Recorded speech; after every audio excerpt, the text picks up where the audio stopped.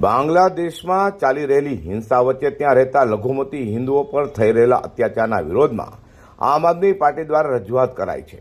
આમ આદમી પાર્ટી દ્વારા ગુજરાતભરમાં ગુરુવારે આવેદનપત્ર આપવાનું આયોજન કરાયું હતું, જેને લઈને સુરતમાં પણ આમ આદમી પાર્ટીના આપના શહેર પ્રમુખ અને મનપાના વિપક્ષી નેતા સહિતનાઓની આગેવાનીમાં સુરત કલેક્ટરાલયે પહોંચી આવેદનપત્ર આપી બાંગ્લાદેશને હિન્દુઓ પર અને ખાસ કરીને સાધુ સંતો પર થઈ રહેલા હુમલાઓનો વિરોધ કરી ભારત સરકાર બાંગ્લાદેશને હિન્દુઓની સુરક્ષા સુનિશ્ચિત કરે તેમ માંગ કરી છે। ભારતીય ઉપનિષદમાં અયમ નિજઃ પરો વેતી ગણના લઘુ ચેતસામ ઉદાર ચરિતાનામ તુ વસુધૈવ કુટુંબકમની વાત કરવામાં આવી છે। આ વસુધૈવ કુટુંબકમ એટલે કે પૃથ્વીને જ પોતાનો પરિવાર માનતા એવા બાંગ્લાદેશના અલ્પસંખ્યક હિન્દુઓ ઉપર, સાધુ સંતો ઉપર છેલ્લા ઘણા સમયથી અમાનુષી અત્યાચારો થઈ રહ્યા છે, હુમલાઓ થઈ રહ્યા છે।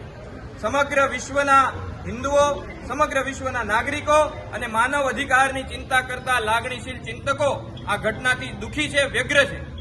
ભારતના સમગ્ર દેશના લોકો આ ઘટનાથી ચિંતિત છે અને આક્રોશિત છે। આમ આદમી પાર્ટી ગુજરાત આજે સમગ્ર ગુજરાતમાં આ મુદ્દે આવેદનપત્ર પાઠવી રહી છે અને સરકારને વિનંતી કરી રહી છે કે ભારત સરકાર આ મુદ્દે હસ્તક્ષેપ કરે।